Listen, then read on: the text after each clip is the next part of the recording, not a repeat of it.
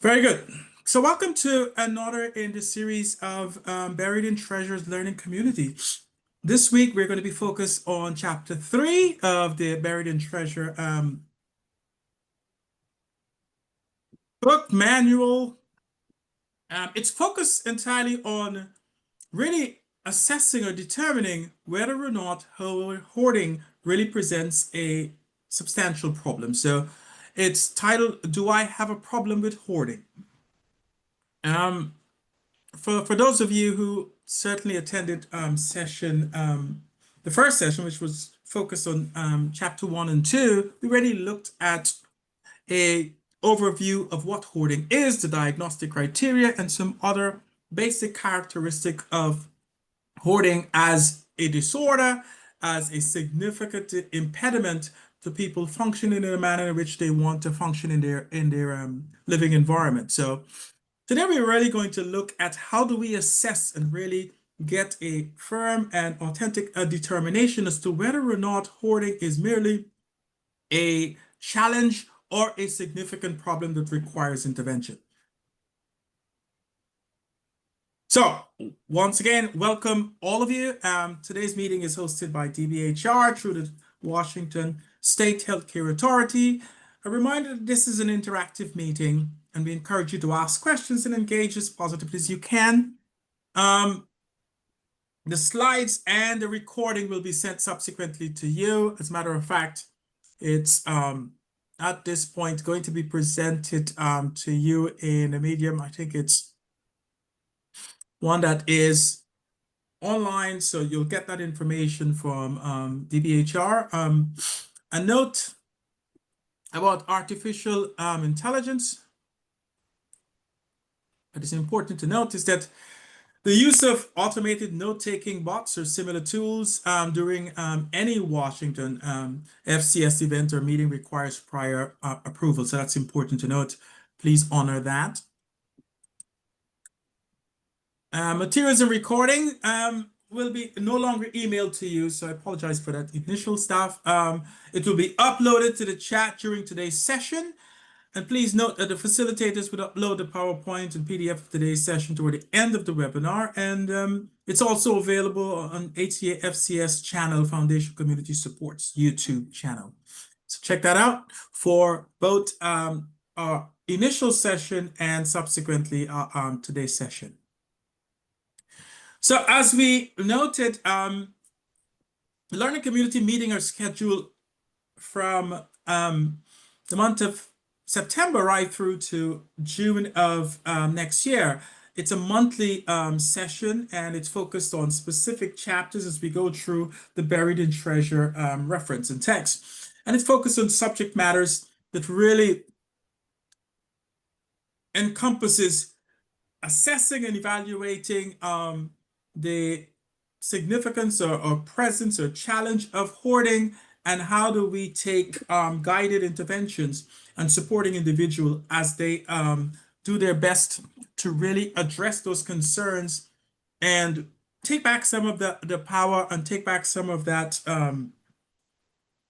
auspices to really resume living and functioning in a manner in which they're accustomed to, or at least striving to function as optimally as possible in either with a moderated or a totally abated hoarding concern. So the idea here is to really move directionally towards addressing the concern, getting people the knowledge, skills, and resources to really get a handle on their hoarding concerns and move directionally towards a more optimum form of living or functioning.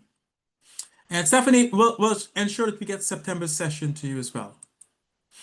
So once again, today's session is going to be focused on really assessing if there is a significant hoarding problem based on both your functional capacity or the functional capacity and the functional conditions, as well as whether or not the person meets the criteria for being diagnosed with a disorder. So it's a combination of functional assessment as well as certainly the presenting concerns. And thank you, Crystal. Crystal, my colleague, and I'm sorry for not introducing her. Crystal is here with me as well, and she certainly presented and in the chat September's presentation so you can have that. So what are we really going to be addressing today? And that's important for us to really take a look back at the first session. So we're going to review September's session and really look at what we discussed and what we addressed. Then we'll take a conscientious look at how do we really develop some insight and really assess the coping and challenges that are addressing hoarding behaviors. How do we look at that person's current level of insight and their capacity to cope with the challenge of hoarding within their current state of affairs? We look at some tools to help the person self-assess to determine the degree of the problem related to hoarding and cluttering. And most of these assessment tools are embedded in the Buried and Treasured text. And we'll be using some optional ones as well from other sources. We want to take a conscientious look as well as the harm reduction principles and tools that we're going to be used to really help someone or empower someone or support someone who may not be ready yet to make that conscientious effort towards changing the behavior. How do we ensure that people are in some way safe during the time they are assessing their readiness, confidence, and competence to move towards making a significant change as it relates to their hoarding behavior? So that's today's objectives. We want to first review last month's session, and I want to take the opportunity to see if, let me make sure that we have the poll there so we can take a look at the poll and provide us with some feedback. So here we are. So what I'm going to do is launch a poll that asks a series of questions to give us some insight as to what's your understanding about the general concept of hoarding, the diagnostic criteria and how that is reflected in that manner, and some basic elements of hoarding as it relates to function and it relates to insight. So if you can take a minute or two to really provide some feedback to the polls and let me know, well, see indications that folks are seeing the poll. So once you're able to see the poll, let me know and provide us with some feedback.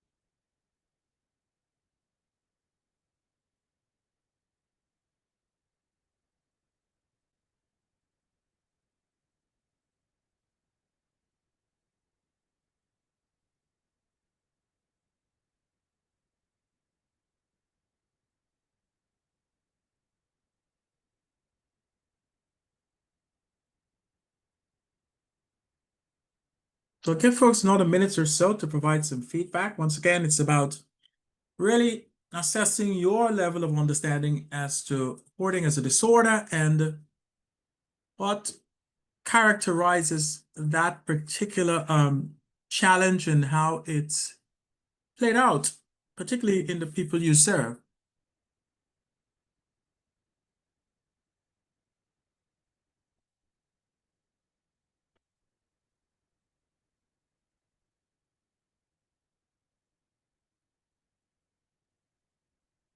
Okay, another 10 seconds and then we'll take a look at your feedback and we'll collectively review some of that information. And remember, this is not to determine how much you remember or how much you know, but truly to give some insight as to where you are in terms of your level of understanding as to what hoarding is. So let's take a look at the feedback we've gotten so far. I'll share the results with you. So the first question is, which of the following best describes core diagnostic features of hoarding disorder? Difficulty discarding possessions regardless of their actual value, accumulating items due to poverty or lack of access to resources, collecting items that are significant monetary or historical value, or keeping sentimental items, but maintain an organized home. So yes, question one was a little tricky, but I think most of you, it was spot on. The characteristic that truly reflects the disorder is difficulty discarding possessions regardless of their actual value. Oftentimes, there is a misconception that if people simply accumulate items, regardless of the purpose, it automatically lends itself to hoarding. There has to be that um, concept of a difficulty discarding it. Because accumulation is one thing, but if you accumulate without the ability or the capacity or the insight to discard those things that don't have value or not utility, that certainly establishes a distinction. So that's important to note. From your perspective, which area of life tends to be most affected by hoarding disorder? All of the above, right? Living spaces, home safety, relationships, social relationships, financial stability, emotional well-being. So hoarding has a really expansive impact when it is as a severe and serves as an impediment. Which explanation best reflects how buried in treasure describes the emotional function of saving and acquiring items? And once again, the majority of you are right on target. It provides a sense of safety, identity, and comfort. So people tend to hold on to those items because whether through a misconstrued concept or not, it gives them a sense of safety, identity, and comfort. So holding on to those items provides kind of an emotional, psychological sense of safety, sense of being, sense of meaning, which is oftentimes challenging to undo. What seems to drive the strongest attachment to possessions for people who hoard? And once again, it's all the above, right? The emotional meaning of the items, fear of losing something that could be useful someday, a sense of comfort and control from having those possessions. So all of those things really lend itself to the behavior that then becomes such a significant bugbear or impediment to functioning and existing in your space in the manner desired or the manner intended. So thank you for providing some feedback. Any questions there?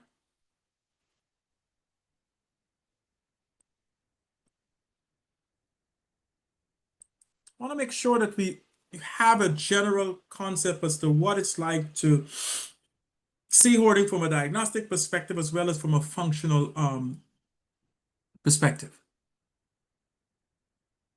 Very good. So I think we've kind of generally looked at what we discussed in September. Um, we asked folks as well, and this is the common practice for this particular learning community, is once you've got the information and have that, we provide you with some level of insight into a particular area of this stuff. We ask that you take that information and put it into practice right out in the field. Really evaluate and assess how it's applicable to what you do each day, particularly with people who are struggling with hoarding behaviors, and really provide some feedback to the community so that we all can share in either unique or general learning opportunities or enlightenment or challenges. So we're able to apply those. So we asked folks last month to track important items acquired or discarded, and oftentimes that can be from the perspective of our consumers, or for some people who are in this community may themselves be struggling with um, hoarding challenges or issues related to excessive acquiring. So we asked folks to track things acquired, and if you track it, was it easy to do? Was it challenging?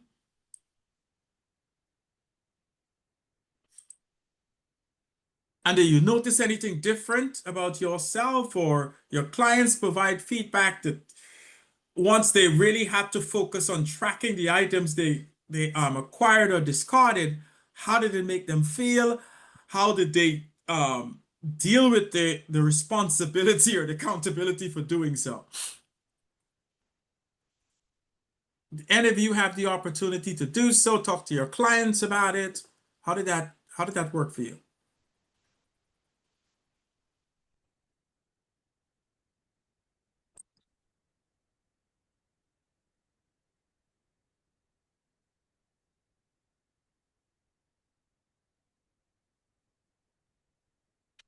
Interesting. Yes, that's one of the unique coding presentations that we talked about last month, which is um hoarding up emails and hoarding a lot of items virtually or in that space. And it was eye-opening to see all the emails. Absolutely. If you don't check, if you don't account for it, you'll be surprised how much you accumulate that once again you don't necessarily attach value to or you don't have utility for. Um, and you have that often that practice of, maybe I need to hold on to this email because you never know, right? There may come a time when I have this unique reason to use it. Go ahead, Victoria.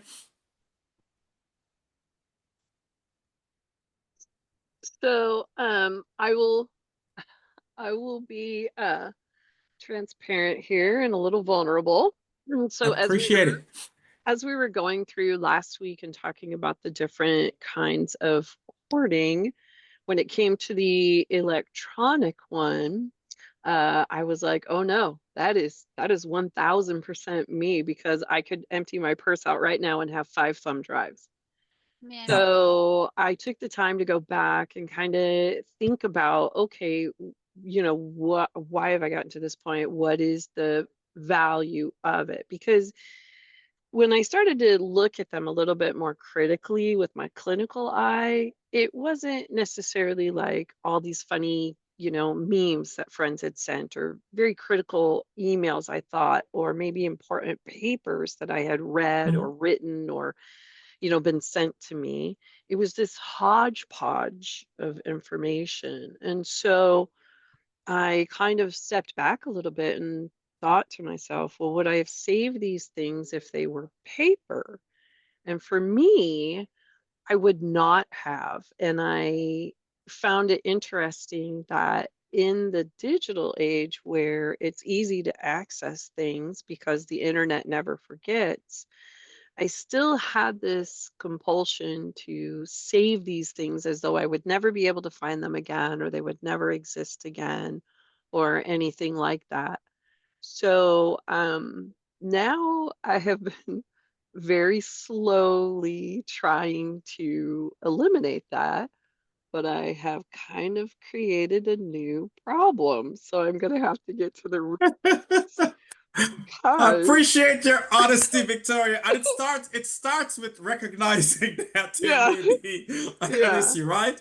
And yes, oftentimes that's one of the realities, right? The issue don't necessarily raise its ugly head in a yeah. profound sense. It slowly creeps up on you, right? Yeah, Uh, yeah, and the yeah. Because reality about now I have taken to printing some of these things absolutely, to because keep if in they're a physically special present, you have to notebook. do something about it, right?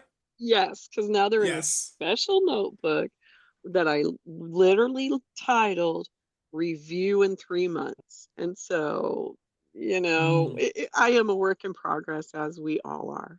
As we all are. And thank you for the bravery and thank you for the authenticity and sharing that with us. And I think so many of us, can learn from Victoria's reality there, which is yes, oftentimes, even in the age where we have that, I call it a infinite capacity to save virtual information, to save information online, we still act as though somehow it's going to disappear. We're not going to have it, and it's going to be so crucial. And the reality is, the form you've been holding on to for the last 5 years may not even be accepted anymore, right? There's been 15 different updates and you're still holding on to the original form because somehow you believe it has some utility, some ability to save you from some critical stuff. But it's a process of understanding that if we don't evolve and change with things, we can be stuck, right? Um, Relating to the items and our possessions in a way that is unhealthy or not necessarily optimal or functional for us. So it's a process. But that's phenomenal, and it's a good place to start. To Victoria's point, if you put it in a tangible form, you have to then do something about it, right? When it's hidden in the virtual world, it's like you have this closet that has infinite space that you close the door and you don't see it, but it exists. So it's a good place to start. Out of sight, out of mind. Absolutely. But that's a good play, and it's a good thing that we've gotten that concept, in our heads. Because I always say, when your awareness is heightened, you become more, not necessarily just vigilant, but you become more conscientious of your act or the lack of action, right? Either one becomes something you have to take some kind of action about. So we look at the challenges to addressing hoarding and cluttering, because the victorious point, it's not easy to revisit these things and to take a conscientious look at it. It's changes is, as we know it, very challenging and oftentimes require, some very intentional steps and processes. So we look at the challenge of context, right? In most cases, hoarding does not step into our space alone. I always say hoarding is one of those things that comes with company. It brings other things with it, or oftentimes it highlights other stuff that is there. So what we find more often than not is that hoarding, there's a high comorbidity with depression and anxiety and other presenting concerns. And sometimes hoarding is either hovering in the background or in the shadows. But it's important to recognize that hoarding oftentimes comes in concert with other challenging presentation, right?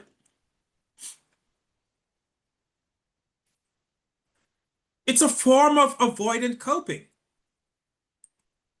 We tend to resort to holding on to things and having that, you know, very challenging relationship with our belongings in a way to cope and to deal with something else or to not deal with it ultimately. So oftentimes hoarding presents as a form of avoidant coping. And when we speak to avoidant coping, we're talking about those maladaptive coping mechanisms where individuals avoid dealing with a stressful or uncomfortable situation, right? By engaging in behaviors that minimize or escape their feelings. So if we have the fears about, you know, at some point I may not be able to recall everything or be able to present in a way that we tend to hold on to all those things that we think are going to empower us or inform us to be the best that we can be at a specific function. And we'll talk some more as we get into the intervention phase about how people end up, and I always use this example, with 5 scissors that they haven't used in years, right? Or tools that you have immaculately laid out and or just a whole cumbersome collection of them and we haven't used it in a year and we wonder why we keep buying the same item over and over again. So oftentimes it's a form of avoidant coping. We also look at connection to items rooted in the emotional or sentimental value. And this has a lot to do with as we exist in a world where loss and grief from stuff is evident, it's unavoidable, it's omnipresent, we often tend to really, in our effort to hold on to things that are significant and meaning and sentimental to us, we tend to resort to hoarding to kind of keep ourselves supposedly safe in the comfort of those emotions and in those things that we have lost. So it's important to recognize what presents as some challenges to addressing hoarding. We have to recognize that there's a purpose to hoarding, right? We don't do it as it's not unintentional. It's an intentional thing to suit something else, oftentimes to address something that we don't want to face or we're facing in an inappropriate way.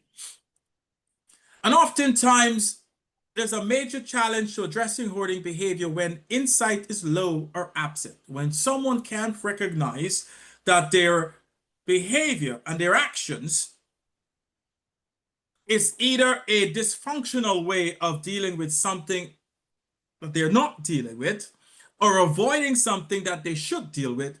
Oftentimes, when we are engaging in that behavior, our insight as to what that behavior means is limited. And that's when we can engage in hoarding to the point where it becomes so severe that it requires significant intervention. So there's a number of examples of how we avoid our feelings and resort to hoarding as a way of coping. Procrastinating on tasks, right? If we have tasks that we don't want to address, we tend to, I think of, if you want to write a paper, you have to write them some kind of presentation, and you're really not optimally invested or ready to do it. What do you tend to do? Collect every single potential article and study on it, and before you know it, you've got a wanton amount of data, but you've never started the assignment or paper. Hence, it's significantly an avoiding concept. Go ahead, Chelsea. Um, so kind of inspired by Victoria's vulnerability here. I have found that I call what I do my socially acceptable hoarding tendencies because I collect enamel pins. But I Ah. have special bags that I can use to like display them. But I found recently that it is something that has always been in my family. I saw it around me growing up. And when I was recently diagnosed with a depressive order in the last couple of years, on my journey through medication, as I started to experience more anxiety because the depression was being lifted, it got so Mhm. much worse where it was just like, oh, I didn't have to worry about finances before, but it's like, oh, I'll just keep buying things to make myself feel better. And it's just a little here, a little there. But yeah, I talk about it with my tenants all the time because I just have these like bags that'll be covered in enamel pins and little plushies and just all these little, Mhm. you can hear me jingle when I walk somewhere because I've got all this stuff just hanging out with me, but it's socially acceptable because it's pleasant to look at. It's clean. Absolutely. And that's a unique point, Chelsea. And we'll talk some more about that as we get into it. There's a socially acceptable collection of things, right? And just imagine if you were walking around with 15 bags as opposed to 15 pins, how you would be perceived differently in public. I will say I have a backpack and a laptop bag and they're both like completely full to the point where it's like physical weight. So like I absolutely get that because I do get the funny look sometimes of like, wow, that lady has a lot of, stuff. But I work with kids, so like it's still not Mhm. as perceived as negatively as, like it's quirky. It's not a problem that people see. Ab- Absolutely. Spot on. And we'll talk about how that can kind of relate to or connect with excessive acquiring. Because think of it, we live in a society where so much of our consumerism is seen as kind of a valued thing or a status stuff. So we seldom think of someone who's hoarding when they're buying all the fancy stuff and have, basically a storage space to collect the stuff, to store the stuff that they're collecting. It is not oftentimes related to a dysfunction or a issue like hoarding simply because it's an acceptable way of engaging in our community. So we'll talk some more about how hoarding can present in varying ways, oftentimes, not as what we automatically or the public automatically perceive it to be. But that's an interesting one. Oh yes, we'll talk about collective versus hoarder. We've had that discussion before, and that's a significant differentiation that needs to be made. But thank you for sharing. So when we think of how we conceptualize our behavior, we really need to have a good look at the insight continuum. And it's an interesting way of perceiving behaviors to give you some sense. Right, when we talk about insight, we're talking about the person's capacity to understand the nature and significance and severity of the challenge. And there's different grades of insight. But oftentimes when we talk about insight as it relates to hoarding, we're talking about, in most instances, there's that initial phase of denial, right? Someone's like, I really don't have a problem, right? You're making my stuff a problem. You are judging my collection or my belongings and think it's excessive or think it's too much or think it's an impediment. And then oftentimes when people's functioning gets impeded enough that there's some level of slight awareness, even in that instance, there's still an underlying phase of denial. So awareness does not come like a shining light coming down from the heavens, right? It's oftentimes a gradual shift in perspective, but there's still that holding on to these are my belongings. It's important to me. They can't be my problem as well. So there's a slight awareness with some denial. Go ahead, Bliss. So your hands up. I had a question because, like a lot of the clients that I work with, their Mhm. children are either at risk of removal or they have been removed from the home due to this. And so I just wanted to ask in your thought process of this insight continuum, Mm. because some families, I will tell you, never really get even where they have insight on it. They're just trying to check the checkbox so they get their kids back, and then they end up in the same cycle. But I'm trying to prevent that. And so it's like a lot of motivational interviewing around them being able to what is their goal around it? What do they feel about it? Because it doesn't really matter if they check the checkbox because it'll just repeat itself. So just wanted to hear what you thought. And that's very important. That's a very poignant observation because in reality, yes, particularly when the initial entry or intervention into someone's awareness of the hoarding concern, if it starts out with a major problem, the likelihood is that person wants that problem to go away, right? And the easiest way to do that is to remove the immediate impediment and then go back to some level of normalcy that they think they had. So it's a gradual process of bringing awareness. That's why when we talk about the level of insight, we don't automatically assume that if we show someone a picture of hoarding and what could be the worst case scenario, they automatically shift to, okay, I have a problem. Let me go ahead and work with you to fix it. It's not, it's a very, very slight shift.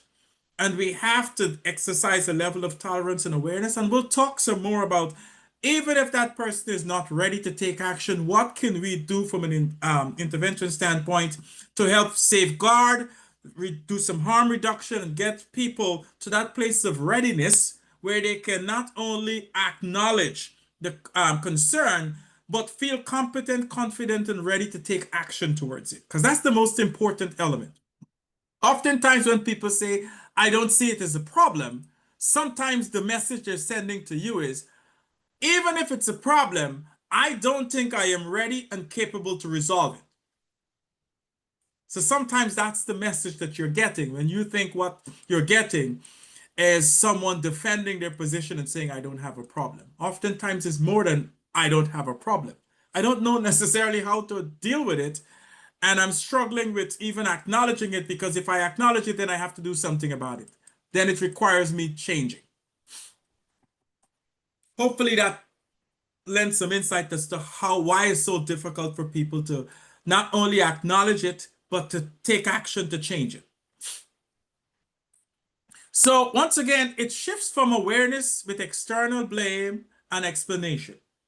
So oftentimes you get that person say, yeah, I may have a lot of stuff and I may not be able to get out of my house, or there's rodents or there's insects because I'm collecting so much stuff, but, and everything that comes after the but, right, is contradictory to what they said before.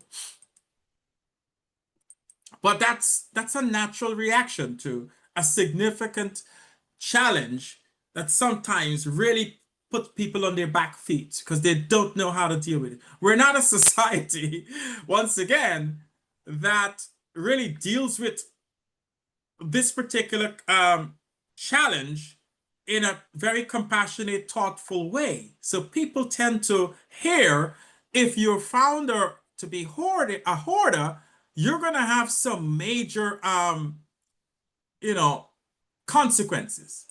So there's more than just a willingness to acknowledge the reality of what's happening. It's also about, am I ready to deal with the consequences? And are those consequences going to be so substantial that it may, you know, make me even acknowledging it more problematic than I want to have in my life at this current state.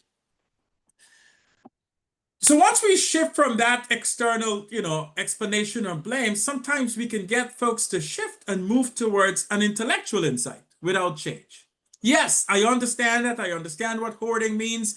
I can see how I'm using that as a coping mechanism. I can understand the relationship between me not dealing with the loss very well and me holding on to items, but I don't know that I'm ready to do the work.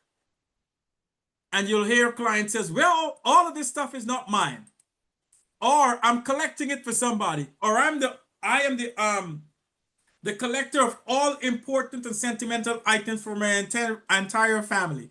So if I give up that stuff, I may, throw away my grandmother's heirloom or those significant things. So sometimes people take on certain roles or use the explanation of those roles as an excuse for continuing the same behavior. Then there's emotional insight with change. I understand where things are. I feel bad about having gotten to this point. I know I can do better. I'm invested in changing this behavior because I want to live a better life. And I'm ready to make the change. I know this is not going to be easy, but I trust that the people who support me are going to be able to provide me with the necessary knowledge, skills, and resources to make this change and to sustain that change. And Vincent, that's an important point. I think that Vincent said, I think holding on to things is a matter of survival for those experiencing homelessness. I learned that by accompanying some individuals around. Yes. When people have had an extensive or profound state of homelessness, holding on to items on their person may be a matter of survival or a critical thing to hold on to the little things that they possess, right? The few things that they possess. So that has to be taken into consideration. That's why when we talk about hoarding on the pole, we talk about the person having access to even resources or capacity to store things meaningfully. We can't diagnose or deem someone a hoarder if the only place they have to safeguard their stuff is on their person or in the little space that they have, and they don't have capacity to do otherwise. So it's really contingent on the person's circumstance. So we want to move into, I hope, an awareness and an understanding of the insight continuum gives you a sense as to where that person may be and why they may be behaving or responding to you in the manner in which they are, simply because that's where they are in their stage of insight and awareness. And we'll talk some more about change and where people are in the stages of change and what interventions are appropriate, what interventions have been found to be effective and evidence-based in that regard. Absolutely, there's a tremendous risk, particularly people with homelessness, that their stuff be thrown out and they tend to hold on to it on their personal or their immediate environment for safety and so forth. So we look at how does our behavior and our feelings reinforce the hoarding behavior, right? So we can look at the behavior reinforcement loop and avoidance. Why do people act in certain ways when they have experienced certain things as it relates to hoarding? So we can think initially of the triggering stressor, whether it's a threat of eviction, whether it's a significant loss that person may have. That stressor can trigger negative emotions. I don't feel good about myself. Why am I left behind? I didn't do anything to be evicted, or it was out of my control. My landlord is mean. Everyone has unrealistic expectation of me. I didn't ask to be impoverished. Lots of rationales for why people behave in a certain manner. But it can be very triggering. And that negative emotion can result in someone then taking negative coping mechanism to deal with that negative emotion as a result of that stressor, which is, okay, since I got thrown out and I don't know where I'm going to live and whatever, whenever I get a place again, I will never throw out anything. And before you know it, people are holding on to items even if they're now in a space that has a place that they can properly store things because of that negative, that experience, that traumatizing experience, that negative emotions associated with that traumatizing experience, people can now use an avoidant kind of coping mechanism and not discard stuff anymore or start acquiring things to safeguard their emotions around what they've experienced. Then oftentimes, as the people begin to hold on to stuff and stuff starts to accumulate and pile up and becomes an impediment to their functioning, it may then result in greater stressor. Because now someone, my case manager's on my back or my landlord is on my back about me accumulating stuff, and there's a problem with sanitation or there's an issue with safety. I can't egress or get out of my apartment safely. I'm failing the fire drills because I have so much stuff accumulated in my home. But this all started because I was evicted at a point when I wasn't prepared for it. I went through a terrible emotional state. I had to start thinking about, if I ever get a place, I'll never let my stuff go. I'll never discard stuff, because the last time when I was evicted, I lost my birth certificate. I lost my ID. There's so much loss attached with getting evicted. All that emotional stress I went through, I started accumulating stuff. Now I'm being blamed for accumulating stuff wantonly, but people don't understand what I went through. And now I'm stressed again. Then that stress leads to another set of negative emotions. People are incompassionate. They don't listen to you. They don't think about your circumstance. They want to judge you. And that leads to another set of avoidant behavior, which may result in, I don't care. If I get evicted, at least I'll have some stuff. I'll hold on to my things. No one can tell me to let go of my stuff. They don't understand the sentimental value and how this enabled me to go through the most difficult time of my life. And that loop can kind of resurface and you can go around that loop over and over again. Can you see that playing out?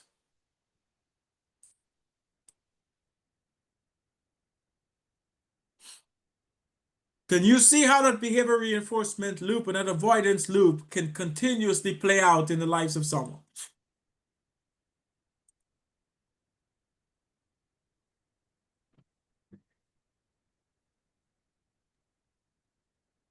I think this is especially true in because I work for a Medicaid unit, so I think that this is especially true for a lot of our folks who go from homelessness into a actual housed situation, because they've had, as it's mentioned in the comments, where their things get thrown away, even though it is just holding on to the things that help them survive in the streets, because it's trauma on top of trauma. And then they start associating that negative emotion suddenly when they get an apartment or a home for the first time. Then it becomes hoarding of, items. It truly becomes a hoarding situation. Yeah, and exactly like Breezy just said, food. I see it a lot with Yes, food. Yeah. absolutely.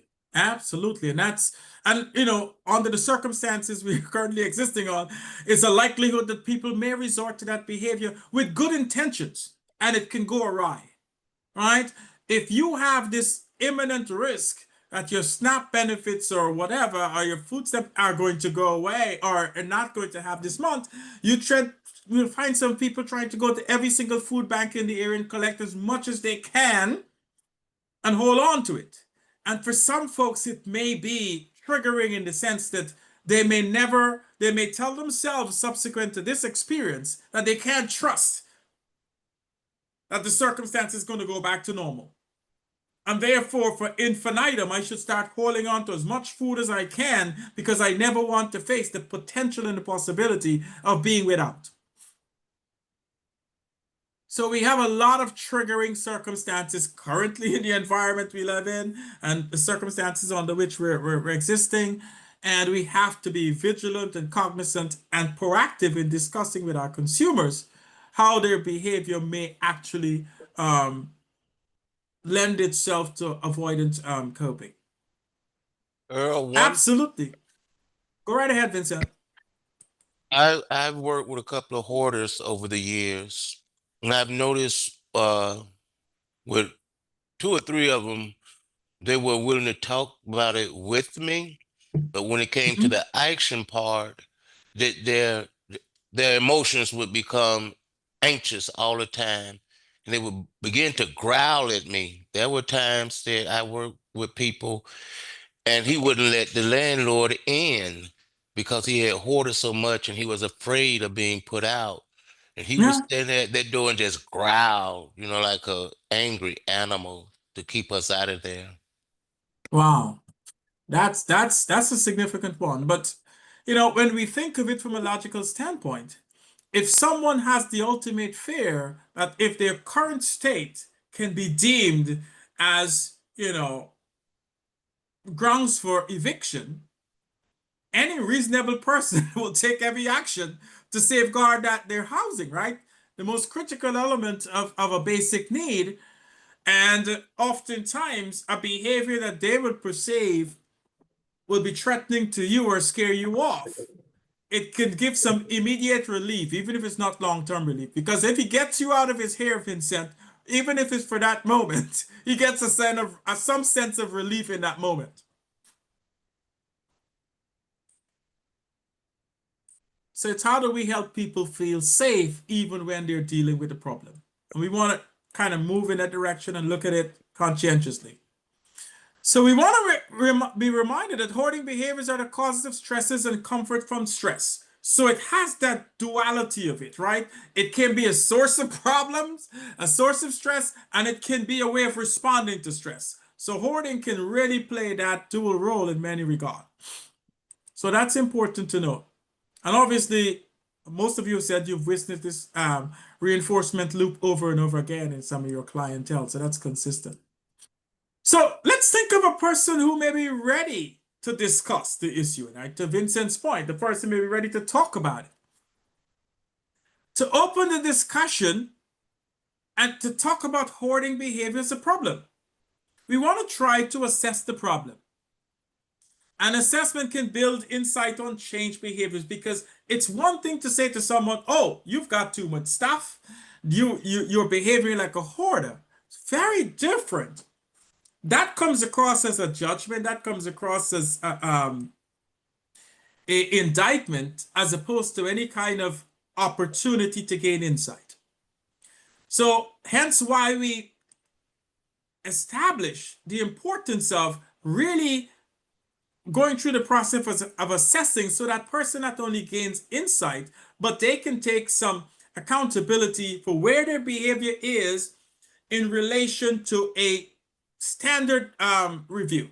So it's not coming directly from you alone. It's not your perspective or value or judgment. It's a rating based on a standard universal scale that other people have used. So we want to assess the problem using an assessment tool to help the person build insight. And if the person is resistant or not ready to engage in that discussion, we want to then shift to a harm reduction approach. And we want to help promote a safe home or reducing other harms. So sometimes it's important to say to this person, listen, the objective here is not necessarily to get you to clean up your home and not become a hoarder in a week, because we know that's irrational, that's not feasible for you. What we want to do as a preliminary effort here is to ensure that you pass your home inspection and don't get evicted. How can I help you get to that starting point?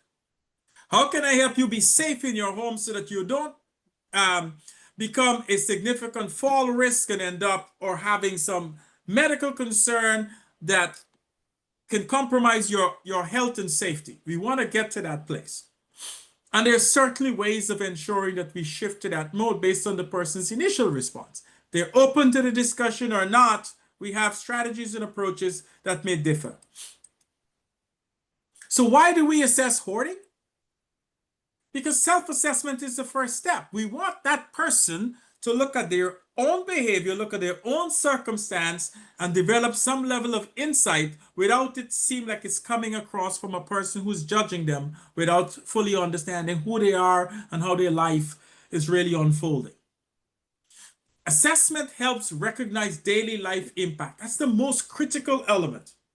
If someone is given the ability or the path to have some insight as to how their current behavior or their sustained behavior or their pervasive behavior may be impacting their life, their daily life, it may bring a level of awareness to something must and something can change.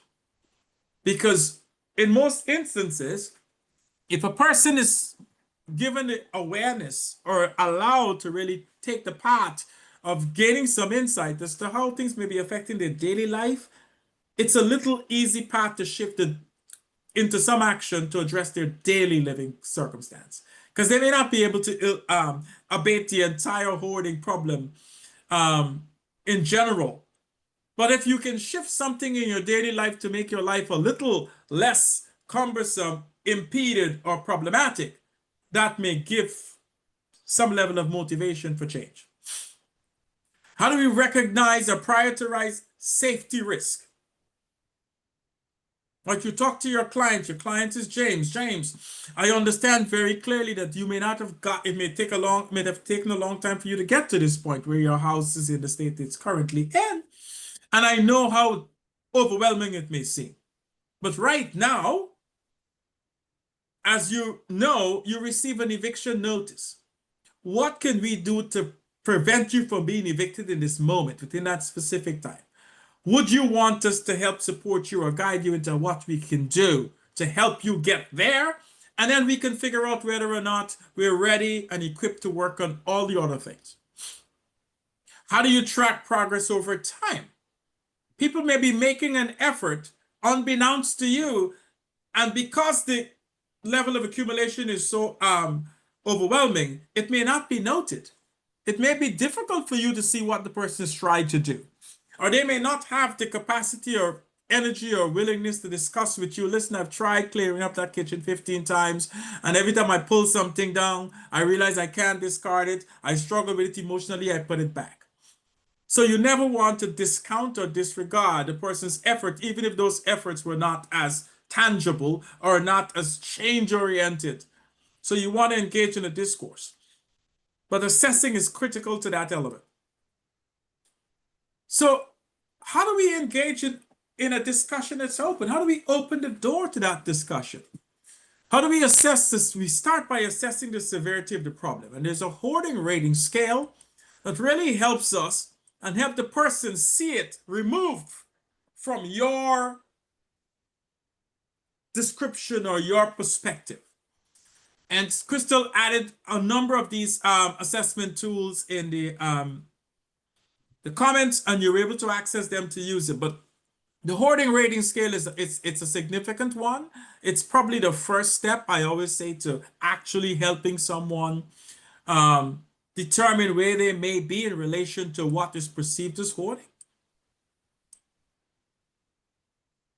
So it really goes through a series of questions that really try to discern where that person is in relation to a diagnostic or a problematic picture of hoarding, right? In many regards,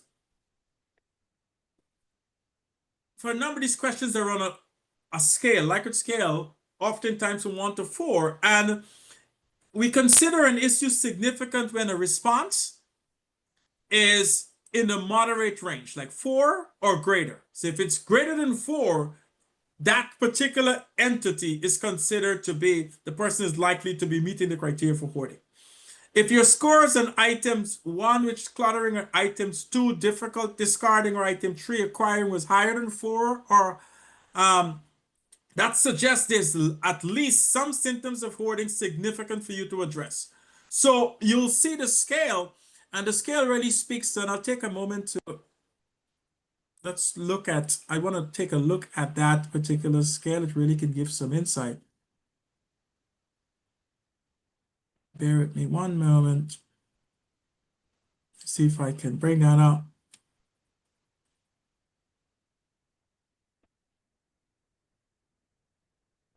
As a matter of fact, I'm going to encourage you to look at it because it's a lot of information, and I don't want to, spend most of the time really bombarding you with all that information. But it's really critical to take a good look at the hoarding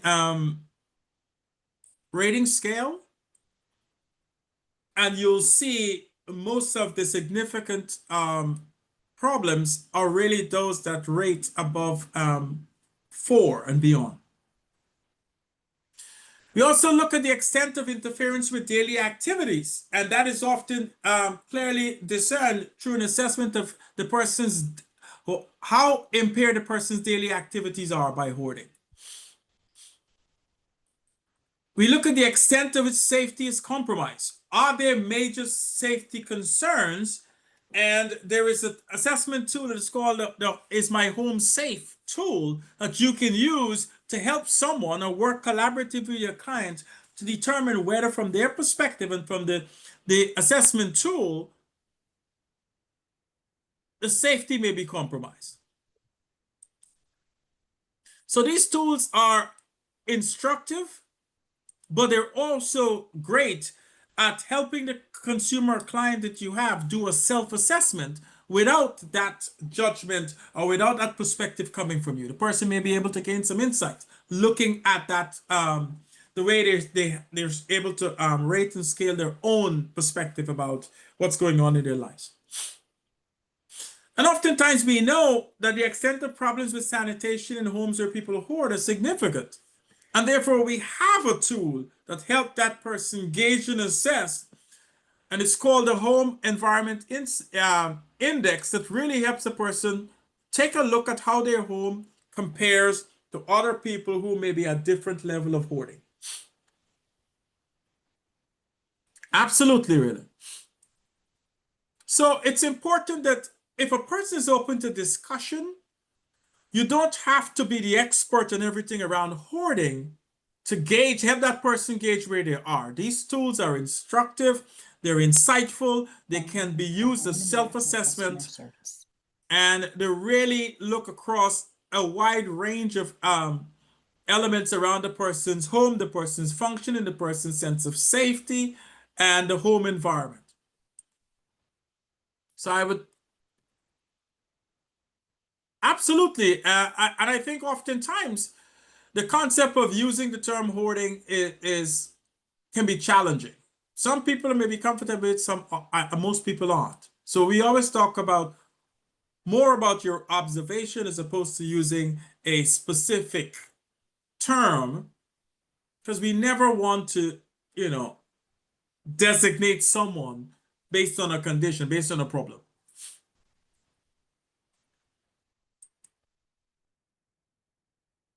So here are some ways in which that hoarding rating scale reflects, and the questions are oftentimes very instructive because of the clutter or number of possessions, how difficult it is for you to use the room in your home. So it's really very normative questions that people can get a sense of, okay, I can tell you where that is, and you can say, are you willing to take my observation as it relates to your observation? Maybe share observations, and there may be some difference.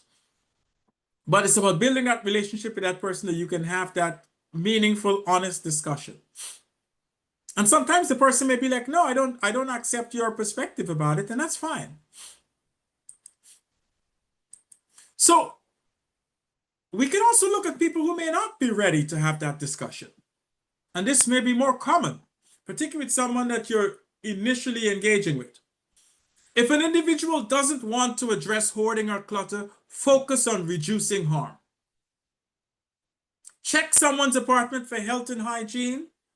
And we can use another assessment tool, which is called the Home and Person Hygiene Scale.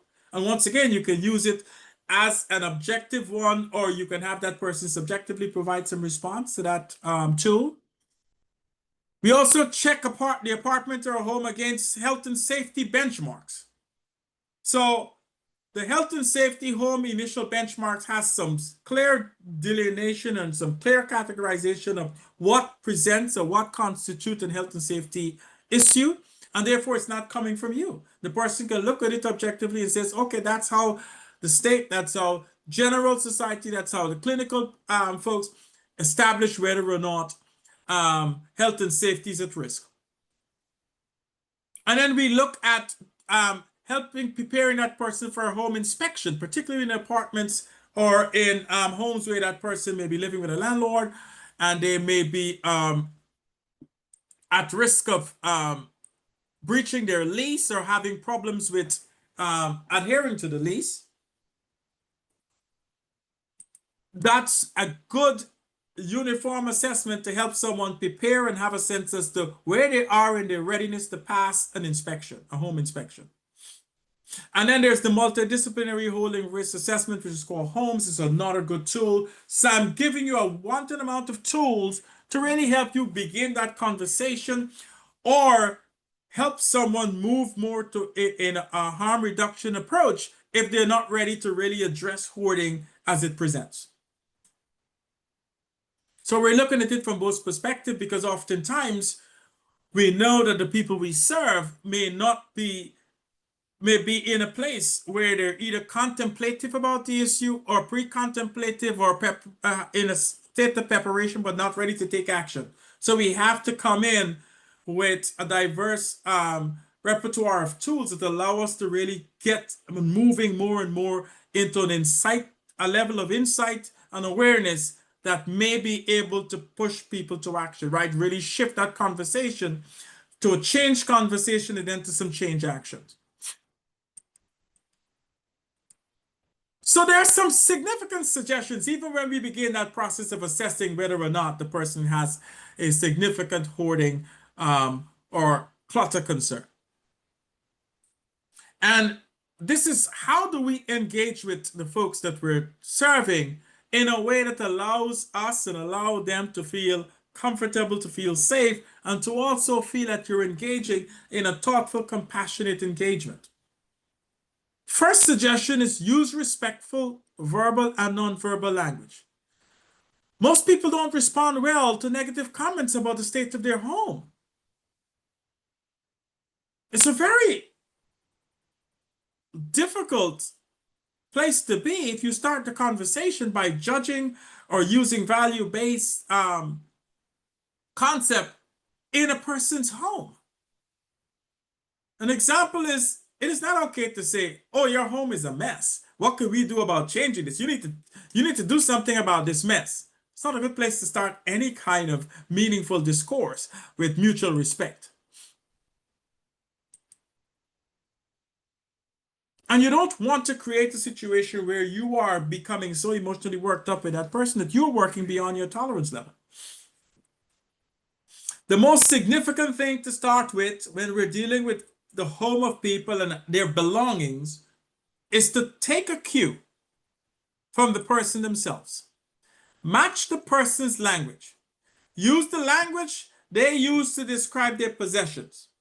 If the person is saying, these are my things, these are my possessions, you do not want to circumvent that or leap beyond that and say, oh, that trash or that junk or that garbage. That's not where you want to go. That is not a good bridge. That is not the way you can articulate yourself to build trust and engagement. So even if it's uncommon to you, use the terms, use the ways that person is describing their stuff. This is my stuff. This is my belongings. This is my treasures. Whatever that person's language is, match it. It don't mean you have to necessarily put that into your language repertoire, but you have to know that that's what that person expects you to use to bridge that connection with them. Avoid touching objects in the home. No one likes their possession moved and shifted and touched. You'd be surprised how you can have a visceral reaction touching people's stuff without their permission. People often have strong attachments to their possessions, and you need to recognize that and be aware of that and be respectful of that. Avoid making suggestions about person's belongings. Oh, you've got 15 of this, or these are extra copies or things you're unlikely to use. That is not your place in the interim. Avoid focusing early on removal. It is not your place to go in there and say, okay, hold on a minute. This place is a mess. You've got to do something about it. You got to clean this all up. By next week, I need to see A, B, C, D. That's not how you build a relationship with someone who is struggling emotionally and struggling with actually coping with their current way of relating to their belongings. So these are just some general engagement, communication tools and approaches that lends itself to at least developing a trusting, respectful, compassionate engagement with the person. I hope you find significant utility in that, and that may require some training and competence on your part to get to that place where you can do that without being inauthentic. So remember, we don't want you walking in there and pretending to relate in that manner. But you can shift your verbiage, you can shift your way of speaking to that person to demonstrate respect. And then if you want to shift, you can ask permission. And oftentimes you'll be surprised. People's like, listen, I know you may not be accustomed to the way I talk about this, but I trust you. And I think it's okay for you to tell me what you feel about the way things are, but please be respectful. And you may get clients who are going to give you that kind of permission. But you have to earn it. And I'm glad to know that from the feedback that these tips may be helpful for folks. But they're challenging. It takes practice. So then we look at how do we assess impairment in functioning? And mostly we focus on the person's daily activity. Are they able to engage in their daily activity as intended, as is age appropriate, as is normative for them? And thank you, Crystal. Crystal just put today's presentation PDF in the comments so you can access them as we go along. But the assessment of impairment in functioning is helpful and critical for someone who may say to you, despite all evidence contrary to it, that I don't have a problem with this hoarding behavior. And you may say, that's fine, but I would like you to take an opportunity to take a look at, are the way you are currently behaving impacting your ability to meet your daily living needs? Help me determine whether or not that's happening. And these are some tools that you can use to gauge that. So you want to assess functioning. Is the person able to cook, bathe, and sleep in their current living environment as it relates to their hoarding? Are they avoiding social engagement with people, having people over, meeting with people in their homes because of concerns, whether it's shame, whether it's concern about people's perspective about the condition of their home? Are they overwhelmed with making decisions about what do I discard, what do I get rid of, what do I move, can I do this, can I do that? Those are good indicators as to whether or not their daily activities is significantly impaired.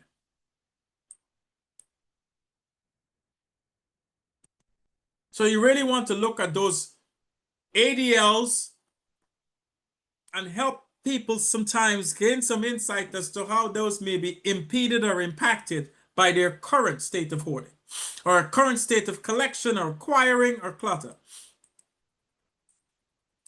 So we want to assess as well the home safety, and we do so by really getting people some kind of support and help and guidance as to how they prepare for an inspection.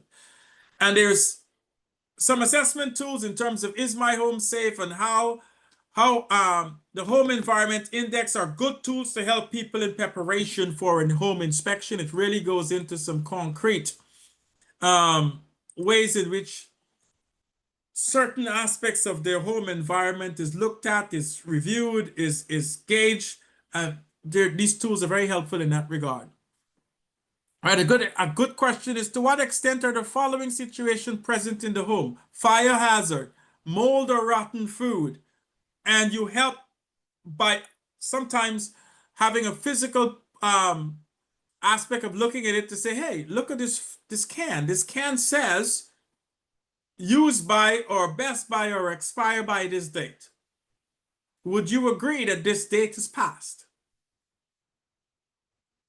Now, that does not mean the person is ready to throw it out, but at least you have an awareness and an insight. Yes, the expiration date is past, and therefore you can choose to take action in that regard.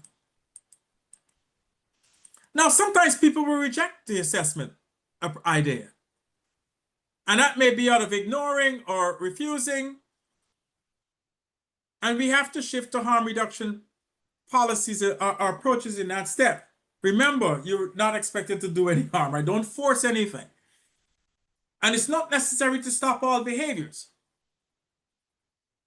And change is slow. So we have to be aware of this thing and relay that to the folks to let them be aware that we're not coming in as a bulldozer. We understand things take time.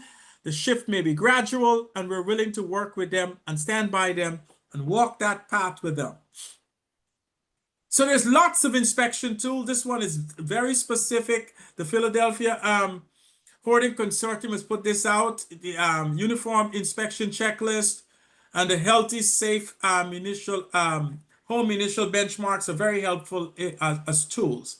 And they really look at specific ideas, what works, what needs work, what could we do, how do we use specific elements of it. So it's very helpful in terms of getting folks to have an awareness and a self way of looking at their own circumstance and determining whether or not they think they are ready for an inspection based on the standards. So there's lots of tips to help people prepare for it. Explain the practice, the process, give the person as much control as possible, ask permission before going into spaces, be descriptive, meet outside the home to discuss the concerns and stuff to respect people's right to their space.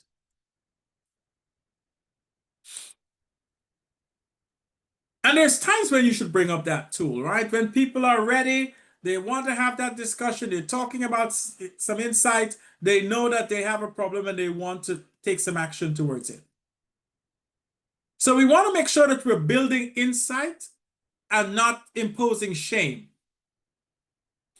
So you must have a level of empathy in your approach. You want to look at small insights and big steps that people can take from those small insights. So it's a process. So we want to wrap up today. I hope that the information and the assessment tools will be helpful to you in your engagement. As the normal, our learning application for next meeting, which is on November 20th, we ask you to try and share a tool from the list that we gave you and prepare for, particularly one that's preparing for home inspection, and be prepared to discuss it if you share that tool or use that tool with your consumers. So in wrapping up, I want you to take a moment, if you can, to complete the survey. It really informs how we design and shape and inform this particular training. And ultimately, I want to thank you. We appreciate your time and attention and participation. Today's webinar was hosted by DBHR through the Washington Healthcare Authority. We'd like to remind you once again that the information will be provided to you. It's going to be provided to you on the FCS YouTube channel. And Crystal did put the PDF of today's presentation in the comments, and that's available to you. All the very best, and we look forward to seeing you next month. Take good care of yourself, and thank you once again for sharing your time. Hopefully, you have some great takeaways from today.